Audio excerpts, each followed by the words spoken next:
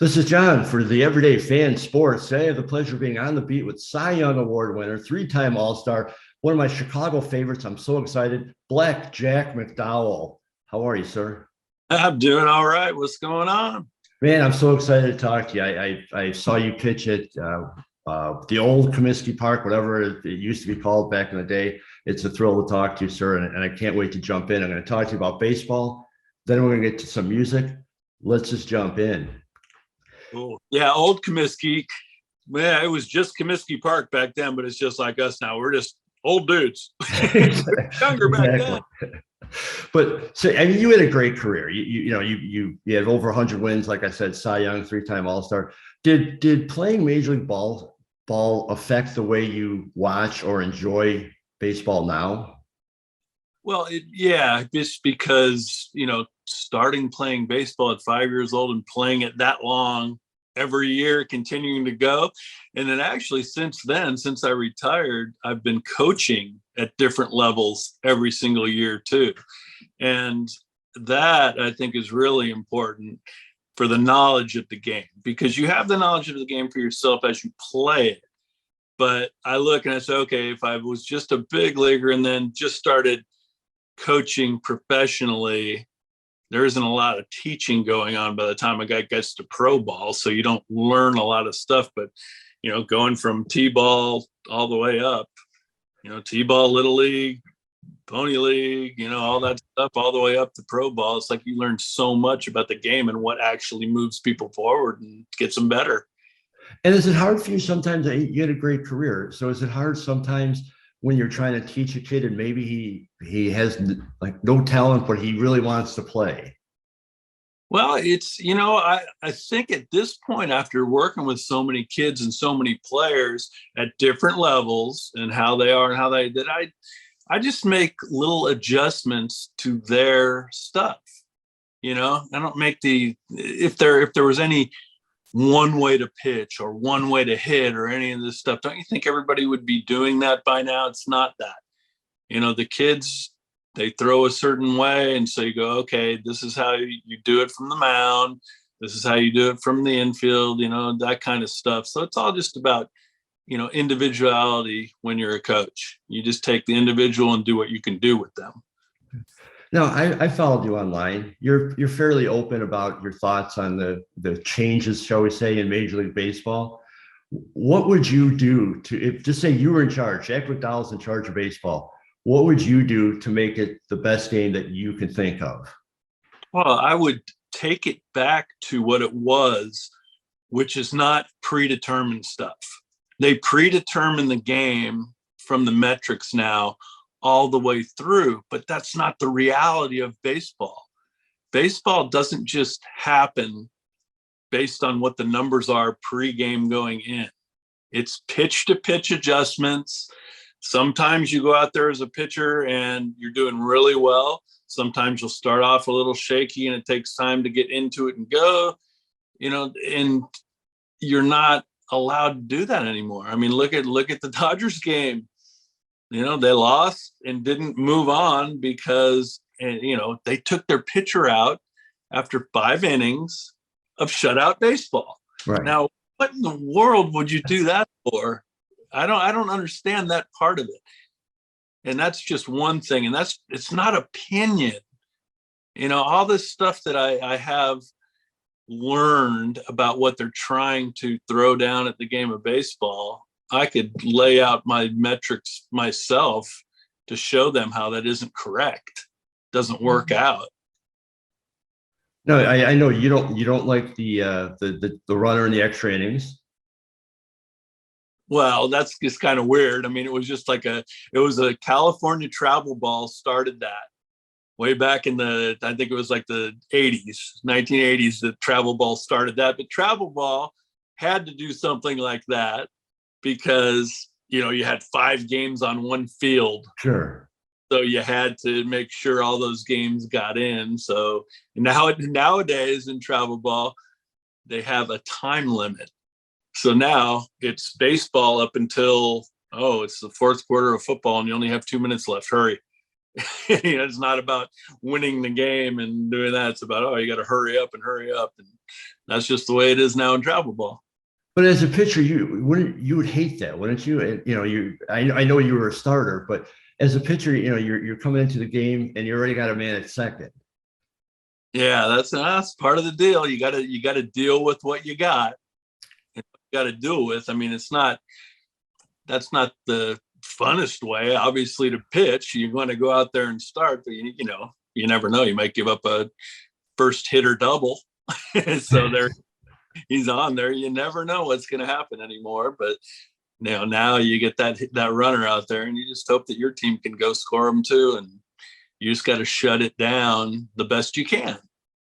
Now, recently I saw you have a bobblehead. I'm not sure if it was your first bobblehead, but I know that you have a bobblehead from Autograph One. Actually, I know the guys that run Autograph One, coincidentally. But how does that feel for you, like to see yourself in bobblehead form? Oh, it's cool. It's funny. And my kids like it. It's always funny. We went to a Braves game earlier this year. That's the closest team we can get to, and it was when they were playing the Mets, and I wanted to go say hey to Buck Showalter, and I haven't seen him since '95. And wow, it's cool to get down there. It was the Major League Baseball alumni get together down there, and that was really fun. But then the kids got a bobblehead of one of the Braves dudes, and they were like totally into it. And I'm like, oh, I got one coming soon. Like that too. It's kind of funny. Yeah, yours is cool with the blackjack behind it. So that's an interesting bobblehead. Now, I also heading into your music. I love that you posted that you are represented in the Music Hall of Fame. Yeah, that was a funny thing. That was definitely a funny thing when we were in the Hall of Fame, and I look and I go, oh my goodness, that's one of our CD things in there. And it was just because I had gone to the Pearl Jam concert, because I was friends with Eddie Vedder back then when he started out Pearl Jam, and they were opening up for the Rolling Stones. And so we went to that show, and a couple of Rolling Stone guys go, hey, you're gonna grab a couple of your CDs, man. I want to check them out. So they had them, and then I guess one of their travel guys passed away, but he had it all on his stuff, and it's in the Hall of Fame. Awesome. That's awesome. Hall of Fame, but no, not very many people have even heard them. Yeah, hey, but you're in there. I love that. Yeah. No, I saw you've got you still have some of your stick figure CDs that are available that you said to message you on Facebook, and you still have a bunch of those. How did you get started in music? Well, I started taking lessons when I was like 11 and 12. I took like 2 years of guitar lessons to kind of learn how to play it. We had a piano in our house, and brothers and sister played a little bit of that. And my sister was part of music. She was in like a few of the companies. So we'd all music before anyone else would. And it was really cool. And we always got into it that way. And I liked listening to songs and mostly just writing down the lyrics because I liked lyrics. That was a big thought of mine. So then I started messing around and writing stuff and then doing that. And then once I went back to college after signing professionally is when I started actually getting into it, because I went back to Stanford to finish my degree in the off season.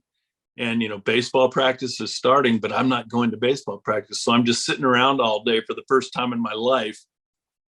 And I was like, well, what am I going to do here? And said, okay, I'm going to bring the guitar and I'm going to start writing songs and doing some fun stuff. And that's when I started writing songs. So who would your influence be, back then when you started? Well, my brothers and sister are 7, 8, and 10 years older than me. So everything that I grew up with was like the Beatles, the Stones, and, then as we got into the 80s, the stuff that I really liked, I really loved REM, loved the Replacements, all them getting in there. And that was, I love the Smiths. I thought that they were cool too. And it's a lot of bands that I really liked back then. Those are excellent choices though. Eddie was a big one that I loved too. Oh, absolutely. Now you have started a new music venture. You're recording new stuff. You're putting out a new CD. Yeah, I've got it done. I finished it up, and I was just doing songs because I've been sitting around a lot, and I never really used the computer to do it like a lot of people are doing now. But I started doing that to see how that worked and all that, and I was like, okay, well, I'll just keep going and see how it sounds and what goes on. And then yeah, I finished up a CD, and so I'm burning them here and getting them done here, and then doing all the artwork here myself and all that to put in the CDs, because I love doing artwork stuff. That's always been fun for me.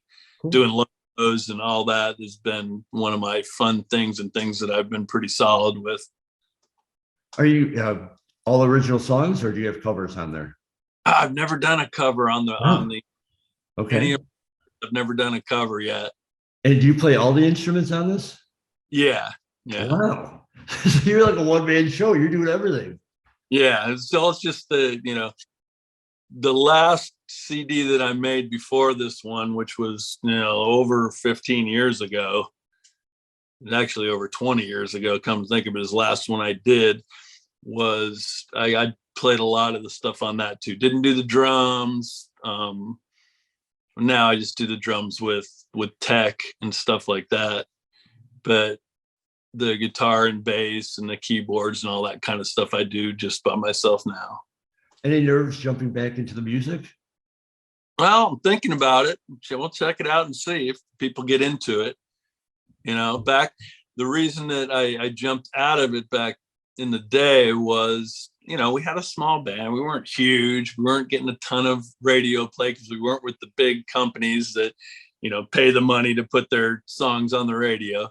So we weren't getting a lot of people that listened to it. So they didn't know that much. So if we ever did shows, they were at smaller places, and those places have all disappeared. Yeah. There aren't a lot of, small places to play anymore where it's like, oh, you have, 50, 60 people watching. It's like, you don't get to play at a place unless you're at a stadium now.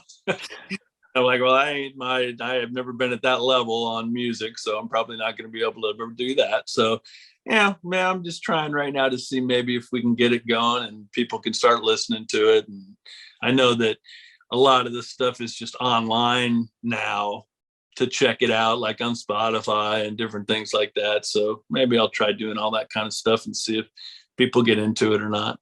How would you describe your music for those who haven't heard it yet? And I encourage everyone to check it out because I love it. I love Stick Figure. And when I saw that you had new stuff out, I was so excited to jump in. I will be ordering the CD very soon. But how would you describe it? Well, pretty much just rock and roll. It's this CD has a little more added new stuff to it rather than old school rock and roll, but it's guitar and bass and drums is what I write with. When I write songs, I grab my guitar and come up with different ways, different things, and different chord structures and go, oh, that sounds pretty cool. And then write lyrics around that. And that's how the songs are made.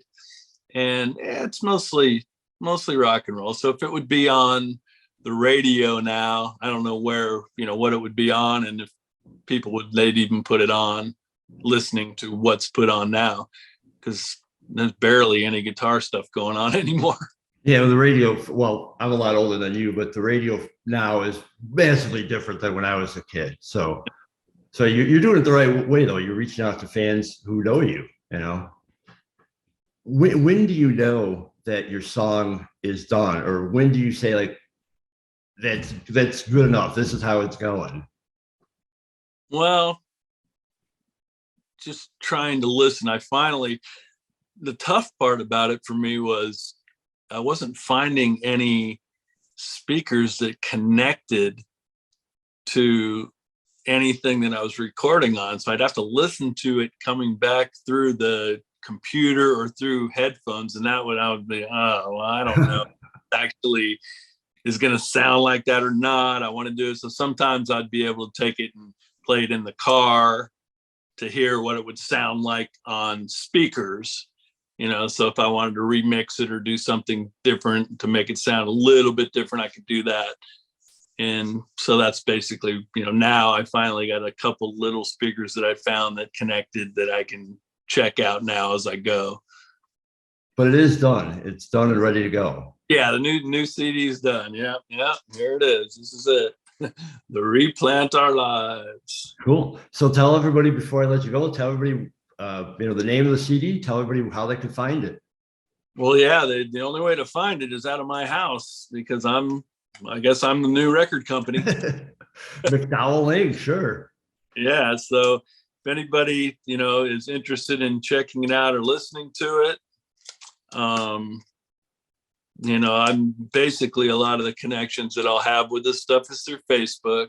They want to come, join us there and all that. And then, we go through Messenger to go back and forth with what the people want. And I'll ask if they have any of my older CDs too. And, we talk about all that kind of stuff because I have like 6 of them prior to this one. Stick figure. I have a bunch sitting in my CD case. Absolutely. I was a big fan back in the day. It wasn't just baseball. So. Jack, really, man, I really appreciate your time. I was, like I said, I was a big fan of yours. You a lot of great memories watching you pitch for the White Sox. And even after you left the White Sox, I still cheered for you. It's really a pleasure talking to you. And I encourage everyone to check out your music. Check out Jack McDowell on Facebook. Look for his music. Check it out. It's really good stuff. And with that, Jack, I thank you for your time, my friend. Oh, cool. Thank you. Hey, give me a shout out for what you like as your favorite songs. Absolutely. Absolutely. Thanks, Jack. You have a great night, buddy. All right, man. Take care. Thanks.